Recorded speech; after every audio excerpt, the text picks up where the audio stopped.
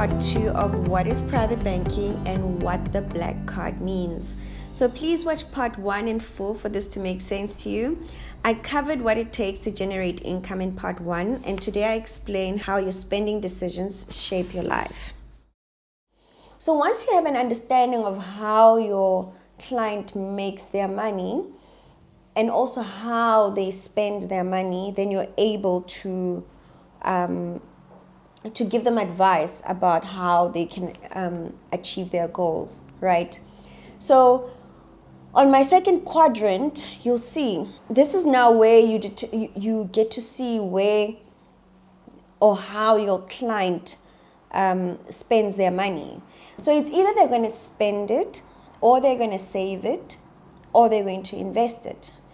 So let me just make a difference between savings and investments, right? A saving is generally money that you put away when you want to save for a goal. And this money, you're not necessarily going to make interest on the saving.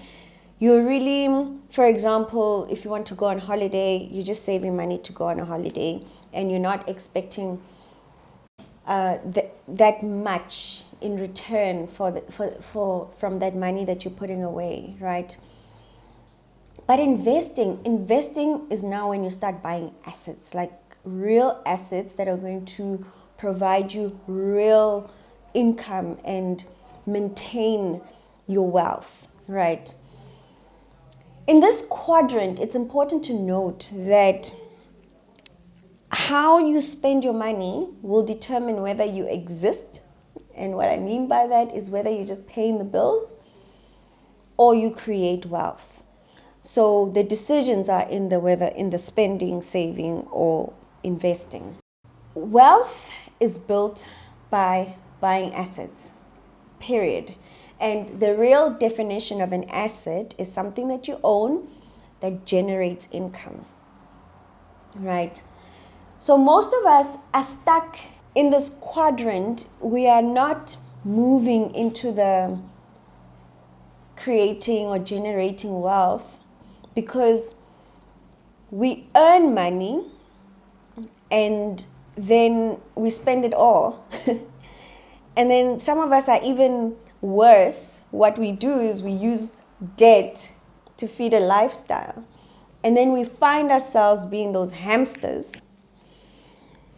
because all we do is with our money, we just spend, and then the little that we have left, it pays for debt, and then it's just a cycle that keeps going and going, and we never really move out of this mess to create wealth, So that's why I'm saying it's so important for you to be in touch with your finances and understand that you're chasing goals and you're not chasing money. Now, this is the point which determines whether you're a real private banking client or not. And what do I mean by that? So it does not matter how much you earn. It is how you spend it that will determine whether you're going to be wealthy or not. Okay, I'm going to repeat that. If you forget anything in this in this video, please remember that it is not how much you earn, it is how you spend it that's going to determine whether you're going to be wealthy or not. And I'd like to give you an example, right? In my previous video, I did explain to you that my net asset value is sitting on minus 750,000 to about 800,000 Rand. If anything were to happen to me today, I leave nothing in this world, right? In fact, I've got debt. And when anything happens to you, that debt doesn't go away. Somebody's going to try and recover it. Growing up at home, we had a helper. She worked for us for 14 years, right? Today, she has a house, right? It's fully paid up. She built it little by little. Her son is soon to be a doctor, She has DSTV. She has everything, right? So I'd like you to understand that she's till today still a domestic worker. Her house is bigger than ours at home. Her yard is bigger. Her Even though her house is not like in some prime area, but if anything were to happen to her today, she has left a legacy for her children, so her children have a home to go to, and she has invested in her child's education, so between she and I mean, she's an older lady. I mean, maybe we're a bad comparison, but the point that I'm trying to make is that she has created wealth. She has an asset, right? And I don't. I have debt. So even though I have earned a whole lot more than what she's earned, I mean, like I say again, it's a bad example, but even though I've earned a whole lot more, I'm in a worse off position than she was. And I earned more, she earned less. So the point I'm trying to make is that it doesn't matter how much you earn, it's what you spend your money on. And that will determine your wealth, right?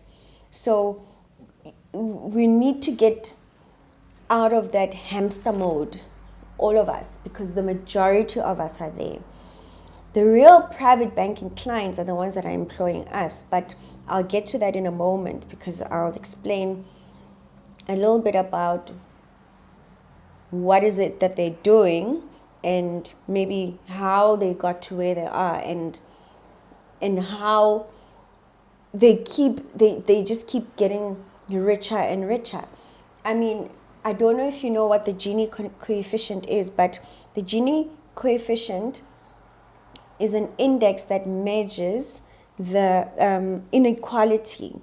So we are the most unequal place in the world, right? Here in South Africa. So it means that the rich keep getting richer and the poor keep getting poorer. And if we keep getting poorer and poorer, we need to change our attitudes towards how we view money. As part of this whole process, there's also risk management, right? In this third quadrant, this is where your financial advisor plays a role, your short-term insurance consultant plays a role, and who else is advising you here in this quadrant? Your fiduciary specialist. So this is where you take care. I usually advise my clients when we start the process to start with estate planning, right? Because estate planning is, even though I've put it here under risk management, death is a sure thing, right? So you want to be able to prepare for it. And I think death is the most expensive thing here in South Africa because of all the taxes, everything that you need to pay from your estate, right? It is crazy. So you need to get advice around that. And also there are ways in which you can minimize all that money that you have to pay upon death. So your financial advisor and your fiduciary specialist will be able to advise you regarding that. And then you have to plan for retirement. All these things that I'm talking about, I'm going to speak about them in another episode because we need to, dig deeper into them so that you understand exactly what's happening. But retirement is such a sore thing because people generally think that they'll earn the money that they earned while they were working, and in most cases it reduces to about 70 to about 60, 50%. And another thing is that people don't understand that their retirement plans only lasts for 20 years and all sorts of things. So we'll get into that later on. But here I've got medical aid, income protector, homeowners insurance, household insurance, vehicle insurance, and business insurance. Insurance is a way of protecting ourselves against losses, damages, injuries, and costs associated with unforeseen events. So we buy insurance to protect ourselves against the uncertainties that cause financial loss as well as personal loss. We literally protect the loss of our hard-earned money and our assets. And this is why risk management forms part of the private banking value proposition. So we're going to end off here today. Part 3 explains how you can create your own bank by buying assets. So please join us next time, and if you haven't subscribed to the channel, please do, and comment, feedback, the works. Remember, the power is in your pocket.